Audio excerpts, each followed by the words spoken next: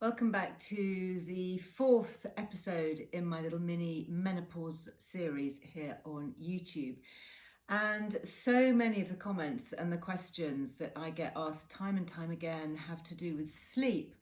And I think never more so do we realise that sleep is an absolutely fundamental priority for living well.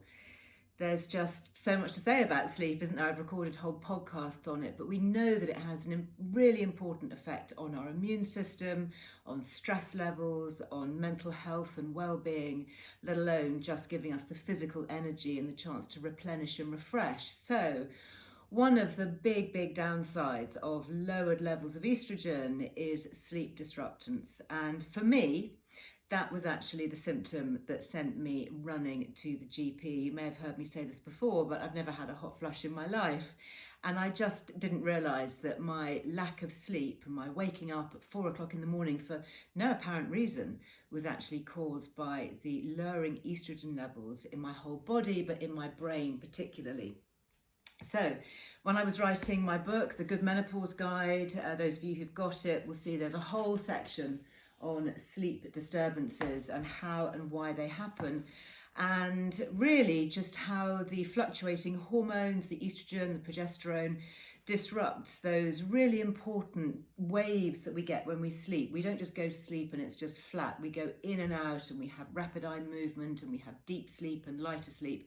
And it's really important that we have these kind of sleep cycles as we sleep through the night. And of course, if they're disrupted, then the rest of our health can go out of the window. So I thought I'd really focus on sleep because I think this is an underrated asset that we have, and lack of sleep is really such an important symptom that I have yet to speak to any perimenopausal or menopause woman that doesn't say that their sleep has been affected. So for me, when I really realised that my estrogen levels were falling and that HRT was safe, especially the really modern transdermal kind, the gels and the patches, this is what I was prescribed, Estrogel.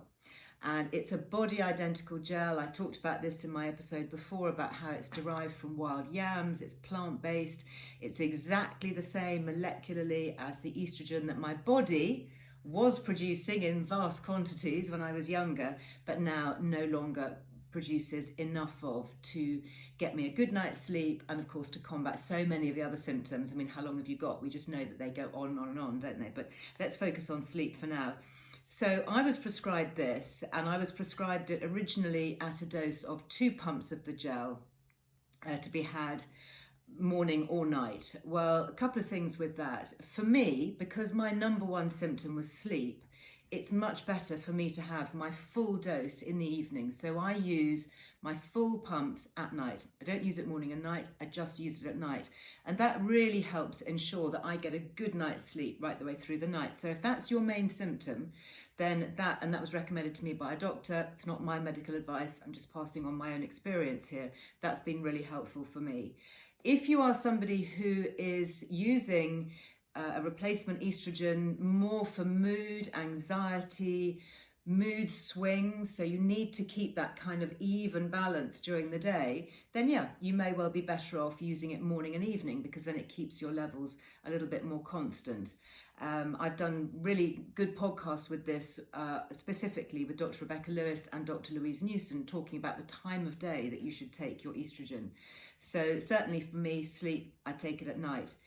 How much should you take? Well, the usual dose when you start with is 2 pumps, but it can be increased. And again, that's a discussion to have with your doctor under medical advice.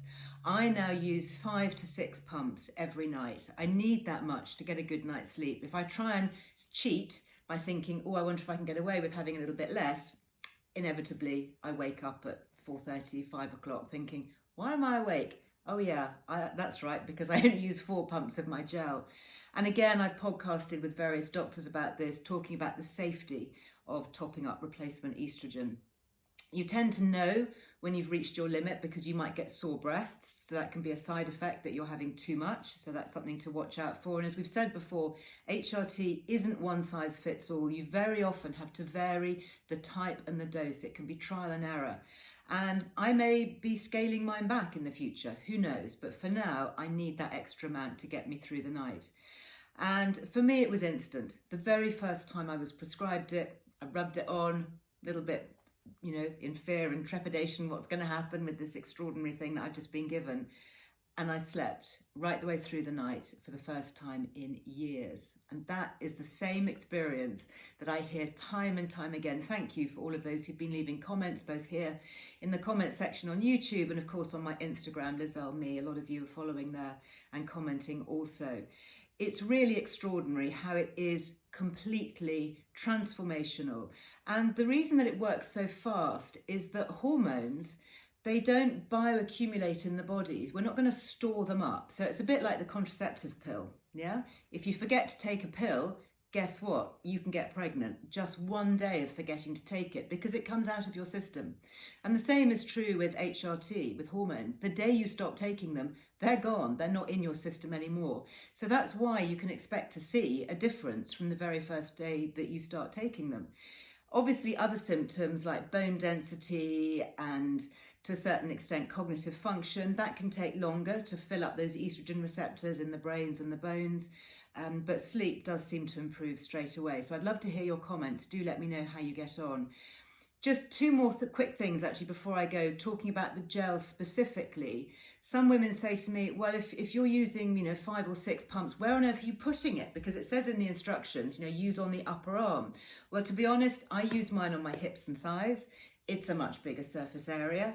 We won't go into that. And again, I do that under medical direction. And the reason that the leaflet says use on your upper arms here is because that's where they did the clinical trials. And when you get a product medical license, you have to stick to the protocol that they used during the medical trial. So this has been tried and tested for use when it's applied to this area. So they can't make any claims. If you rub it on the soles of your feet, is it going to have the same effect? Well, think about it. We're covered in skin, and this is formulated in a very special way to actually get through the skin.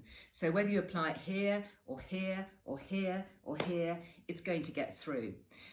Last point, this is Estrogel, and those of you who follow me will know that there has been this huge scandal to do with primary parallel imports, PI, parallel imports, which is a cheaper version of a medication that chemists can prescribe, can stock up with, or doctors can prescribe.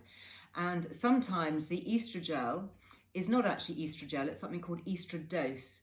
And it's still a mystery as to why these two packs should be different, because essentially they should be the same. They're made by the same company, Bestons Healthcare. They have the same ingredients, they're made to the same specification, but something happens along the way. And there have been many, many reports to the MHRA on the Yellow Card reporting app, many, many comments, and this has been going on now for well over a year, for women who say that when they are given the Estrodose, it doesn't work. And I had the same experience. Last summer, I had some Estrodose.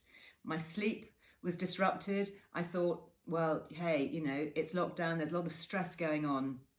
And it was only when I started to really uncover this difference between the parallel import, the Estrodose and the Estrogel, that I realized that actually I'd been shortchanged.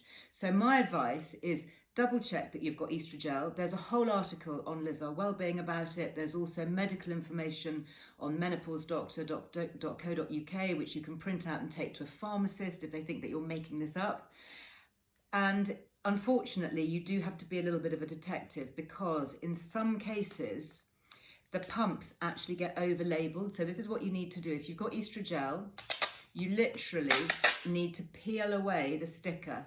This one's fine, there's nothing underneath it. It is genuine Estrogel.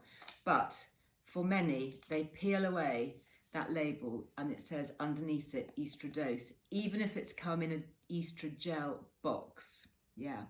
So you've got to be that forensic about it. So anyway, I hope that this has been helpful. I hope that you all get a good night's sleep. Of course, it's not always about HRT, but if your sleep is being caused by low levels of estrogen, then replacing your estrogen is the only way that your sleep is truly going to recover. Yes, of course, we can all have healthy habits. We cannot have caffeine after lunchtime, stay off the dark chocolate and the cola drinks.